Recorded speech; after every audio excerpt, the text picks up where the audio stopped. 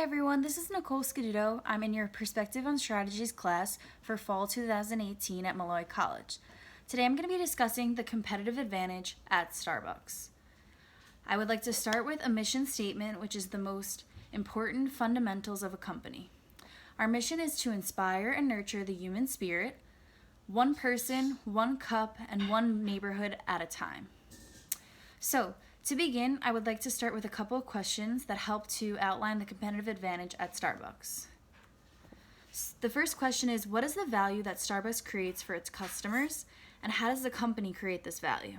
So, as you know, Starbucks is very popular within the coffee industry. There are a large amount of competitors, but in order to be successful, Starbucks has created certain aspects of their environment that makes people see them as the leader in the industry. So, to start, Starbucks has created their own lingo that people across the world are able to resonate with. For example, small isn't just a small anymore, it's considered to be a grande. Or the venti being a large, people don't refer to it as a large. When you go into Starbucks, there's a menu that says the different names that are unique specifically to them. Another thing that is unique to Starbucks is that people are allowed to come into their cafe regardless whether they are purchasing something or not. This has been something that has been more recently implemented and plays a large role in setting Starbucks aside from their competitors within the industry.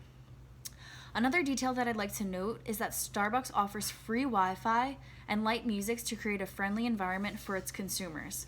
So the CEO of the company's main goal was to create an environment that was much like people's work environment or their home environment. So they would feel like they were having a piece of their own natural habitat when they're in the Starbucks cafes.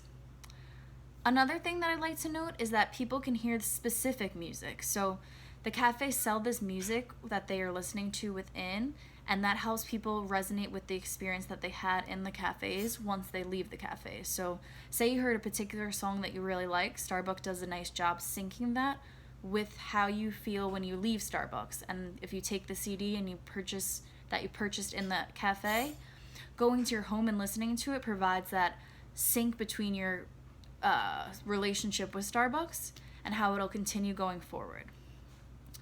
On the next slide, I'd like to talk about how important innovation, efficiency, quality, and customer responsiveness has been to Starbucks' competitive position. So, one thing that's really nice about Starbucks is that when you order a drink, the barista at the cashier will say to you, "What is your name?" So not only is this creating a sync between you and the barista, but it's also creating a sync between you and Starbucks. So you're feeling like you're part of that Starbucks community, and that barista wanted to take that additional time to get to know who you are and what drink you're purchasing. So it creates a sync between the baristas and consumers that makes consumers feel really a part of that Starbucks community. And one of the main competitors of Starbucks is Dunkin' Donuts, and they do not do something like this. So this really helps create that in-person interaction and makes people feel much more at home, similar to how the cafes are modeled. The next thing that I would like to outline is that Starbucks is a very warm and friendly environment. There's nice mood lighting and lots of tables.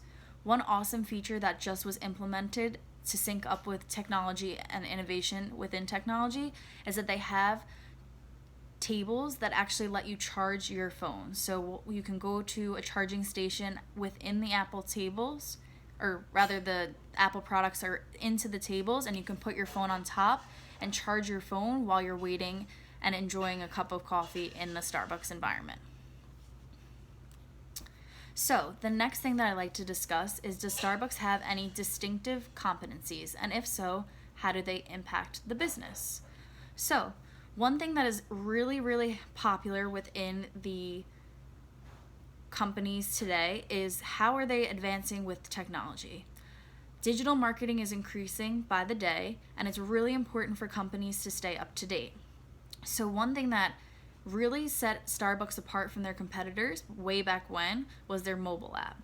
So the mobile app is something that has become much more popular with the advancements of the iPhone.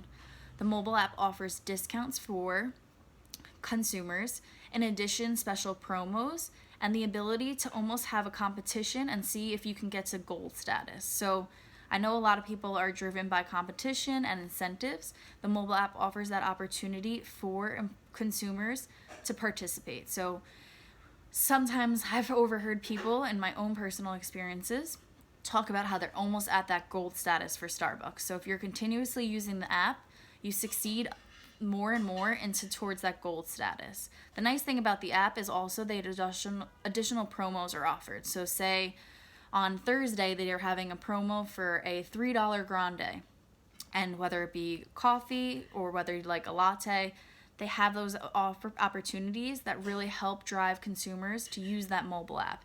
Another awesome feature, which is pretty new, is that you can order your coffee to go and pick up on the spot. So a lot of times people are rushing in their to work days and they can't get the coffee and wait in line.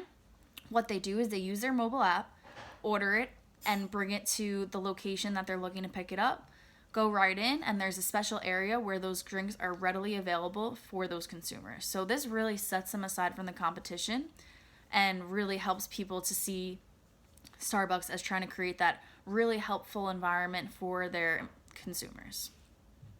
Another great distinctive competency is Starbucks' ability to create unique drinks. So I know probably most of you are familiar with the pumpkin spice latte. I personally really enjoy it, and I know that it only comes around once a year. So once the start of fall happens, that signature drink is available, and actually was created by the needs of consumers. So Starbucks took a survey and got additional feedback from consumers about what kind of drink they want to see, and that drink was generated because of those surveys and customer feedback. So the most recent drink that I think was super interesting was the unicorn frappuccino. This was only available for a limited time, and like the pumpkin spice, was based on customer feedback. I happened to try the drink and I didn't personally like it myself, but it really shows that Starbucks is taking into consideration the needs of their consumers and trying to keep reinventing the wheel in ways to engage different consumers to join into their Starbucks community. So, one of the questions is, why do you think the performance of Starbucks started to decline after 2005? And what was Schultz, who is the CEO, trying to do with the changes made after 2008? So, one thing that Schultz did during the decline in 2005 was within 2008, he started to promote the company by using marketing techniques to really drive consumers to join the Starbucks community. So, he started offering a free pastry with a coffee if you bought it before 10:30 a.m. This really helped engage customers. They also took it a step further and really created some more promos in terms of their marketing techniques. One thing that happened in 2005 was McDonald's became very popular and started selling espresso in addition to coffee, so they started to become one of Starbucks' main competitors. So where is Starbucks today? Starbucks continues to raise the bar on those innovative products, as I mentioned previously, with the pumpkin spice latte, the unicorn frappuccino, and they continue to accept social responsibility by having a welcoming environment for all their customers. So as I mentioned, you don't have to have a Starbucks product in order to sit within the cafe and use the facilities anymore. What are the ethical and social responsibilities issues this case addresses? So, as I mentioned, Starbucks spaces, including their restrooms, cafes, and patios, regardless of if a person makes a purchase, are open to all. So this is a huge deal because a lot of environments, as you can see, have a sign that says you are unable to use the restroom unless you make a purchase.